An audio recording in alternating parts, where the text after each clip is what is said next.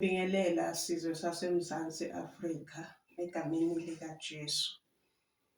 Ngilana kulelitshe njengoba uNkulunkulu ekhulumile ngomeseji osetsheni wase esesho ukuthi umbuso we-ANC ungumbuso okhethwe nguye ukubonakalisa amandla akhe ngawo nokuba uKristu Jesu akhazimuliswe ngawo.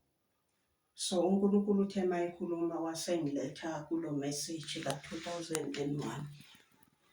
2001 June, izwi likaJehova lafika kimi ngokwesibili lathi, ungasababhaleli manje ePhalamende. This is prophecy. Balinde kuphethakale konke engithume kona. Bazokubiza kodwa bazokubiza abantu bephelile. Uma sithola la uNkulunkulu mayethi ungasababhaleli manje ePhalamende ukhuluma nami.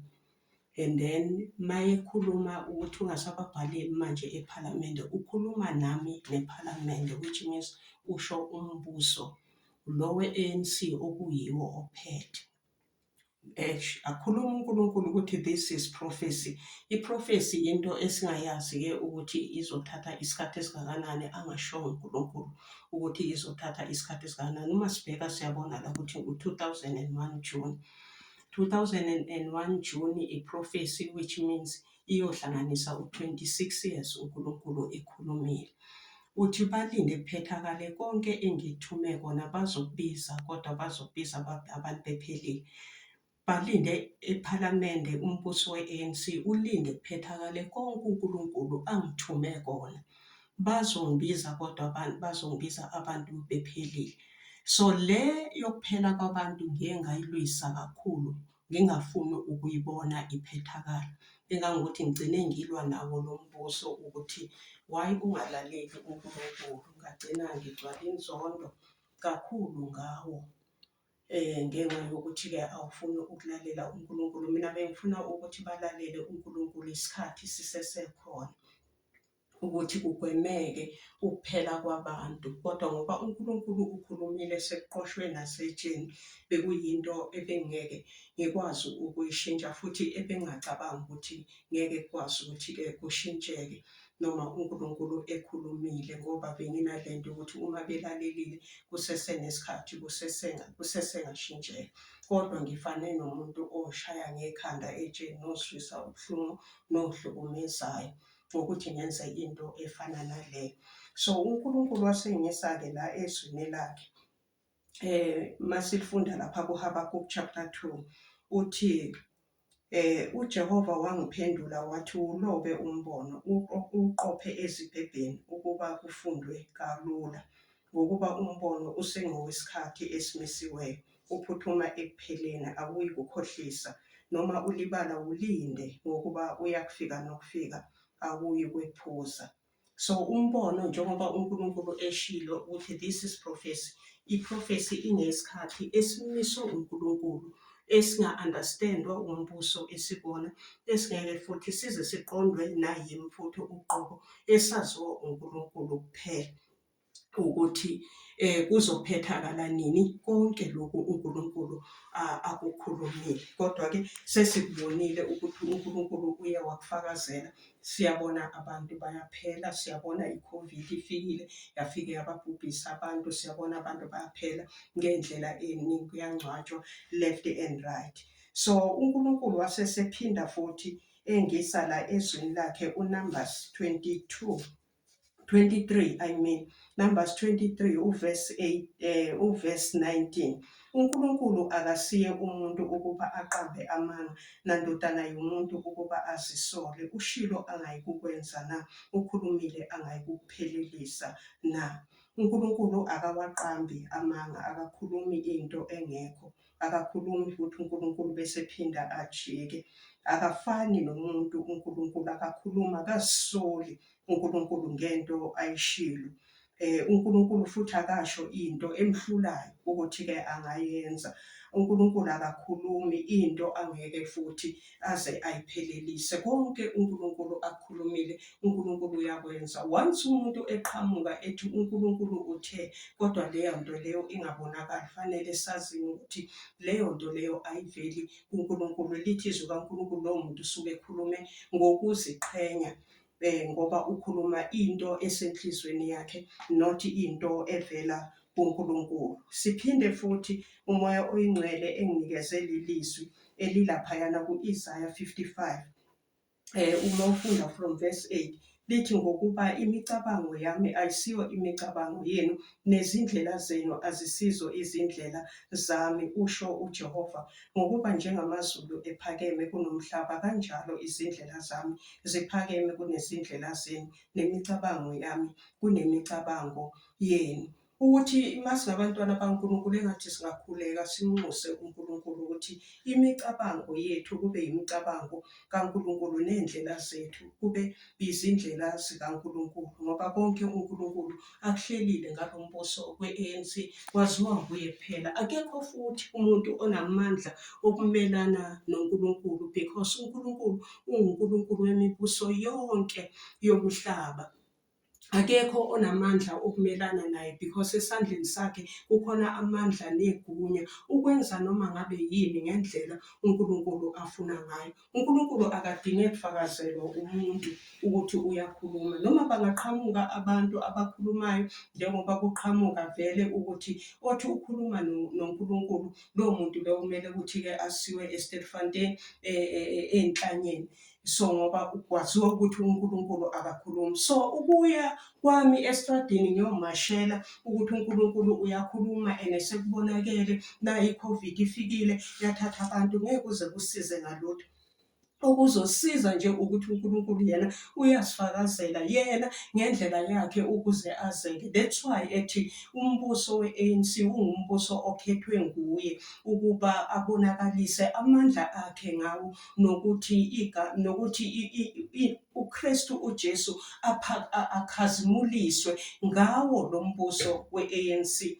So indlela uNkulunkulu mangabe siubheka lo mbono usuneminyaka uNkulunkulu akhuluma, angikhulumi into entsha, but uNkulunkulu lokho akukhulumile ukhulume manje ngalo mbuso we-ANC ukuthi yena uNkulunkulu uthini.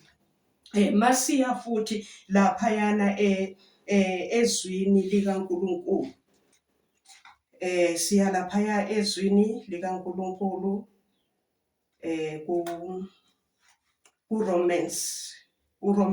Romans chapter 9 uverse 17. Lithi ngokuba umbhalo uthi uFaro ngakuphakamisela kona lokho ukuba ngibonakalise amandla ami kuwe, nokuba igama lami lishunyayelwe emhlabeni wonke. Ngakho uhawukela lo athanda ukumhawukela, amenze lukhuni lo athanda ukumenza lukhuni. Usuza kuthi nikimi, usasolelani yena na? Ngokuba ngubani ongamelana nentando yakhe na?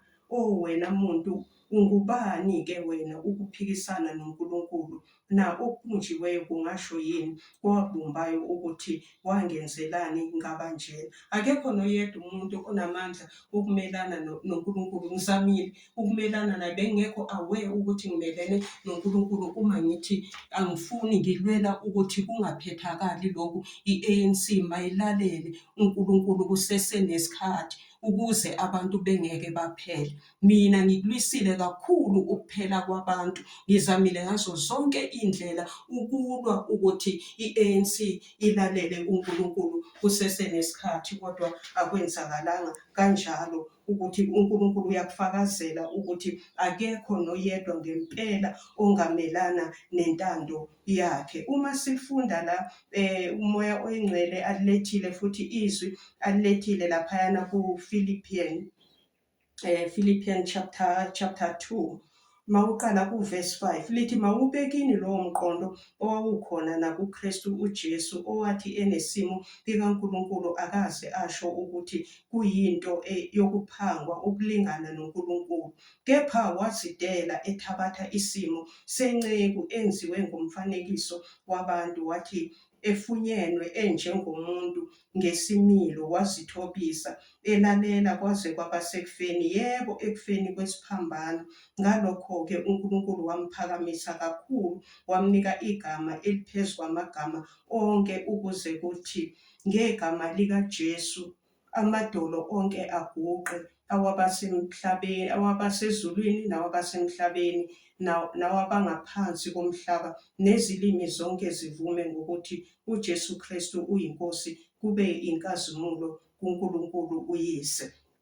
So konke uNkulunkulu akukhulumile kuzokwenzeka ngoba once kuphethakala lokhu, uma kuphethakala lokhu ukuphela kwabantu, ikona okuzophusha i-ANC ukuthi imlalele uNkulunkulu, ngoba into uNkulunkulu ayikhulumile angeke izize iguquke, izohlala injalo, ngoba into uNkulunkulu ayivezile la ukuthi kuzosindwa ngoJesu. Kuzobe kungekho okunye, kobe kuphele ukuhlakanipha komuntu, kobe kuphele ukwazi komuntu, kobe kuphele amandla womuntu, phela into ezovela uNkulunkulu kuphela. So uma sibheka ngempela siyathola mawufunda izwi likaNkulunkulu laphayana encwadini yakaJohn. Mawufunda uJohn chapter 11 uverse 4 uthi uJesu esekuzwile lokho wathi lokhu kugula akusiko okokufa kodwa kungenxa yenkazimulo kaNkulunkulu, kuba indodana kaNkulunkulu ikhazimuliswe ngakho. And uma uthi uyabheka ngombuso we-ANC kuya ngokuba worse, izinto ziya ngokuba worse, kuya ngokuba worse ukonakala, kuya ngokuba worse izinto eziningi. Kodwa uNkulunkulu akabheki ngaleliso leli thina esibheka ngalo.